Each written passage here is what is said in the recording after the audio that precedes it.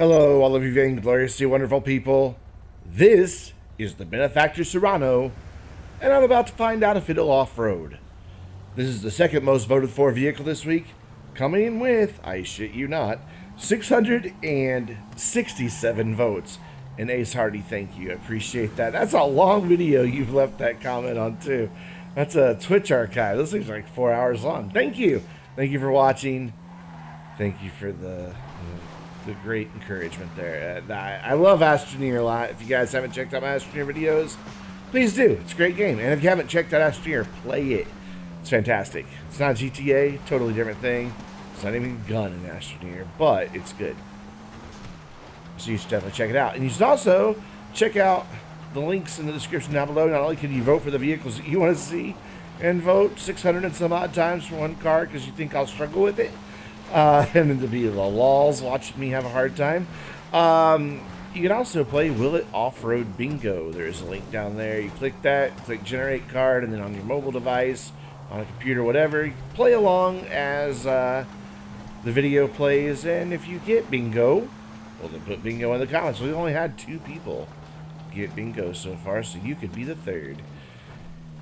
So the Serrano, not a particularly remarkable SUV. I mean, it's small, it's all-wheel drive.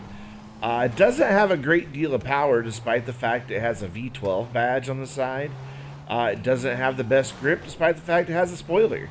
However, sometimes the slower vehicles do really well on Mount Chiliad. You may have noticed early on as we were first getting onto the trail, there was a lot of understeer and a lot of body roll that nearly sent us off. But now that I've kind of got the groove of this thing, it's been a while since I've even driven it. I've owned this car forever. I mean, it's been years sitting in my Benefactor collection, of which is numerous and plentiful. But I hardly ever drive it, so I kind of forgot how it drove until I had to record this video well over a month ago now. And yeah, it's kind of surprising how well it's doing. I mean, look, there's the top, and it's just now over 2 minutes.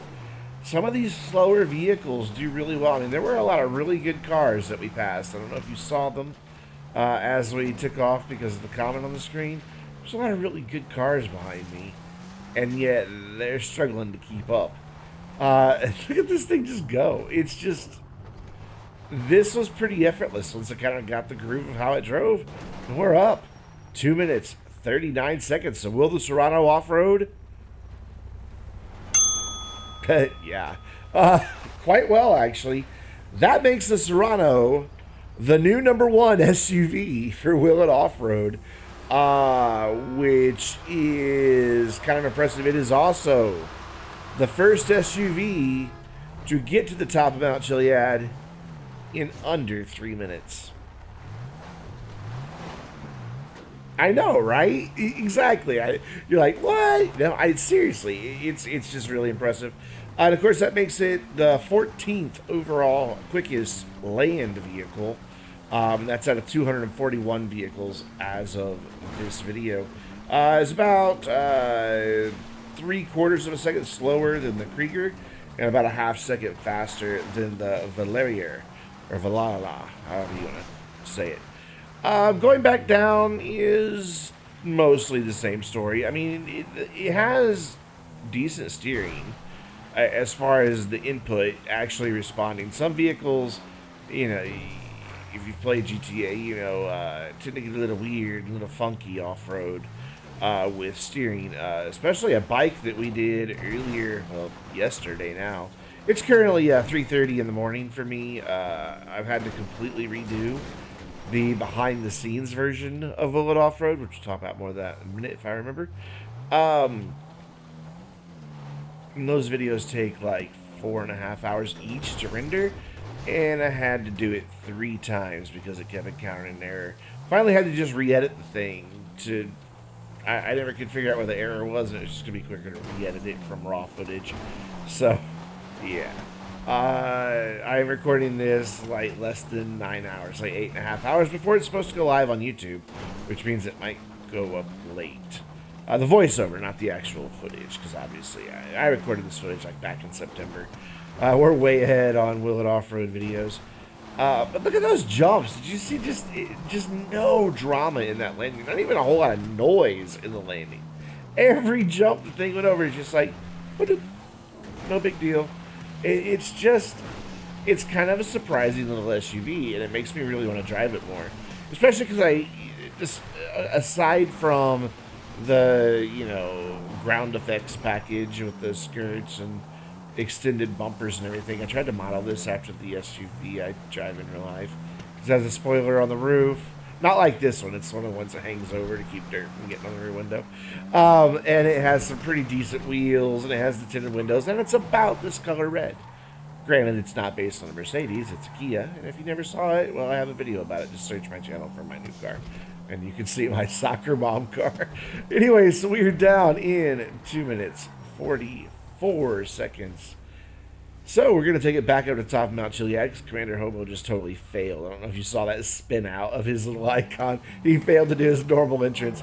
We're going to do a damage descent, and I mentioned the behind-the-scenes version of Will It Off-Road.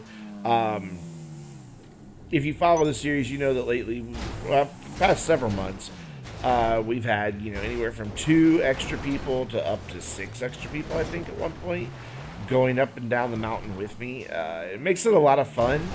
And what I do is I record our conversation in Discord while we're recording the footage for the video, and the behind-the-scenes version has that Discord conversation. And for this one, it was particularly funny. We all are just having a good time goofing around. I'm a little bit more serious when I do the voiceover for the regular Will Off-Road, but yeah, there we go. 7 people are in the lobby right now, which is kind of impressive to get that many people all doing a damage descent at once. I just shed a ton of money parts all at once there. Holy crap. Everything just fell off all at one time. Commander Hobo nearly plotted to be a tree saved me instead. But yeah, you can check out the behind-the-scenes version by becoming a channel supporter. And you do that either by becoming a member here on YouTube, and you click that join button, or make a pledge over on Patreon. You can get the link in the description down below for that, or head over to my Twitch channel, and that link is in the description down below as well. And subscribe, even with a free Amazon Prime subscription, that will get you there, a Twitch Prime subscription. And we're down 1 minute 35 seconds. Let's take a look at the damage on the Serrano, and it's pretty extensive. Most of the lights and windows gone. The front bumper, the hood, the rear hatch, and the right rear door are gone. None of the other doors are closed. It has bent wheels, and there is pretty significant body damage, especially on the front end there. There are the support vehicles. Well, the truck didn't really come down with this. I'm not sure why he changed to a different car, but that brings us to our next vehicle, the Albany Alpha. And this is the vehicle that received the most votes this week by 668 votes. And again, you can vote for the vehicles that you want to see in upcoming Will It Off-Road videos by clicking on the link in the description down below. You can vote as many times as you want for as many different cars as you want, though it will only let you vote for 3 at a time. And by the way, Alex, thank you. I am honored to be your go-to every Thursday, and I mean that. I put a lot of hard work into my GTA Online news videos, even though they're really short. They take a while to get created, which is why they tend to not go up till later in the afternoon. There's a lot of information to pack into just 2 or 3 minutes, and getting footage of it all and everything takes quite a while. So thank you for making me your go-to for GTA Online and Rockstar News. That makes me happy. The Albany Alpha is a car that I like quite a bit. I've always liked it. It's based on some prototype in the real world from Cadillac years ago. I don't even care about that. I just like the looks of this car. I just always have. It's not particularly fast. I mean, it's okay, especially if you're just driving around in a lobby. It's not going to win a race. Doesn't have particularly the best grip. Again, kind of like the Serrano earlier. But that's okay in off-roading situations, because the cars that are a little bit down on power do have an advantage here in the dirt. As long as their off-road traction loss values and the handling files aren't slowing them down tremendously, The fact that they're down on power means that their wheels are not spinning. And if their wheels are not spinning, that means they're getting grip. So if it's a rear-wheel drive car like this, that means it's not trying to constantly fishtail around and having the back end come around me and oversteer. If it's all-wheel drive and the wheels aren't spinning, that means my wheels in the front are being used for turning instead of sliding around. Because again, I've mentioned this several times before, your car goes because of friction. And if your front wheels are spinning, that friction's lost, so they can't do anything. They can't turn you either. And of course, if the rear wheels are spinning on an all-wheel drive car, you're not going to go forward. If all four are spinning, you're screwed. So the cars that can keep the wheel spin down on their own without a whole lot of throttle control tend to do a whole lot better. I try to go up as quick as I can, which means I'm constantly modulating the throttle on some of the more powerful cars, and so I am inevitably getting wheel spin. It just happens because you just got to find that point in every little spot on the mountain of how much can I give it gas right now. But again, we're getting a really good time out of one of the cars that in GTA Online is a rather slower car in its class, and it is up in 2 minutes, almost 43 seconds. So will the Alpha Offroad? And again, a resounding yes. That makes it 6th in sports. And that's like out of 42, I think, sports cars that I've tested. So I've tested a lot of the sports cars, not all of them. It's half second slower than an LG Retro Custom, and it's about a second faster than the car that was just released, the Ocelot Jugular. And there's case in point, the Ocelot Jugular, much faster, a lot more powerful, but it also had to deal with a lot more wheel spin. And also the speed tends on the bumps to introduce a lot of airtime. Challenge over. No players achieved a score. I don't even know what that three-mode event was. I wasn't even paying attention to what was on the screen.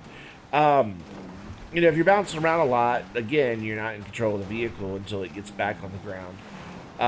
So keeping your speed down can actually get you places quicker when you're off-roading. And that's just how off-roading works. Believe me, I have gotten plenty of 4x4 trucks stuck in mud. I've gotten a few high-centered on rocks, and I'm talking about real life right now. Because of, well, shall we say issues, maybe it's stupid. That's pretty much what it comes to. But anyways, yeah, the behind-the-scenes videos, check them out, become a member, and you'll be supporting the channel as well. So that's kind of one of the perks. And it all works through Discord. So you'll want to make sure, whether it is YouTube, or Twitch, or Patreon, that you have your Discord linked to all of those, whichever one you choose to join on, because that's how it works. I put a link in the Patreon or the channel supporters channel, and only they can see it, and it's a link to an unlisted video, and that's the behind the scenes videos. And I do that once a week, usually on Sunday. This week, sadly, I apologize, guys, but it didn't go up till Monday. I know, I suck. I'm such a failure.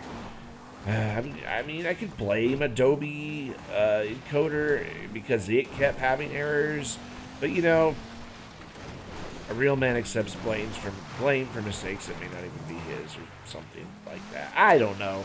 Like I said, it's 3:30 in the morning, and I just wanted to go to bed, and I still have a video to finish editing and rendering. But I may take a short nap while this one renders and get back up to upload it. So hopefully it's up by noon, and if it didn't get up by noon on Monday, I'm sorry. Wow, Commander, what was that?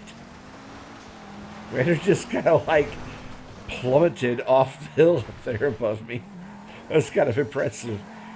A lot of people get lazy and they just stay at the top of the mountain and wait for me to come back up for the damage descent. Those people are pussies. Anyways, we are down in 2 minutes, 34 seconds. So we are going to go back to the top of Mount Chiliad once Commander lands it. And we're going to fling this thing off the side of Mount Chiliad to see what type of damage it gets. Yeah, the majority of people that are behind me just waited up here. Cowards. It's like they miss half the fun, the driving back down and then coming back up. And I will give you this. The one person who 100% of the time always goes back down with me and back up is Commander Hobo. And sir, I applaud you. And please, put some applause in the comments or Commander Hobo, and if you're in Discord, give him some applause there. And you can join the Vainglorious Discord server as I run somebody over that fell off the quad bike. Links in the description down below. It is open to anyone. We'd be glad to have you, as long as you're not a dick.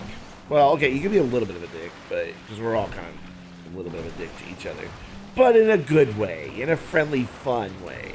But we'd love to have a lot of new people join, so join. Yeah. Tried to get a good entrance into the tunnel. Totally botched it up. Screwed it up again. Trying to go, and hey, there's Finn giving me a little boost right on out, so I launched like a cannon. Finn does accompany me up and down the mountain both times. I'd say probably about 85 to 90% of the time, but sometimes he stays at the top too, so yeah. I'm pretty sure it's only the hobo that joins me for every one of them. So that's why when he does a cool stunt at the end, I go a little bit longer, because I think he has deserved the screen time for doing it. Just as I get almost rolled over, Schwinn lands on top of me with his Frankenstein as he's lagging all over the place. He was on Wi-Fi that day. Whatever. We are down in 1 minute 51 seconds, so let's take a look at the damage on the Alpha. And most of the lights are gone. All the windows are gone. Wolfa's dead next to my car and just vanishes. Nothing to close. The rear bumper is damaged. It has bent wheels, and there's minor body damage. Let's take a look at these support vehicles that accompanied me down. Most of them that made it anyways. Everybody took a pretty good beating on this one. A lot of bent wheels. There's Wolfa over at the left. I call him Wolfa. He goes by like 23,000 different names, so he's just Wolfa for me. Anyways, guys, that's going to do it for this week's Will It Off-Road. Don't forget to go vote for the vehicles that you want to see featured in upcoming Will It Off-Road videos. Don't forget to come hang out with us on Discord, and also be sure you are playing along with Will It Off-Road Bingo. So until next time, I'm Brandon, reminding you to stay vainglorious.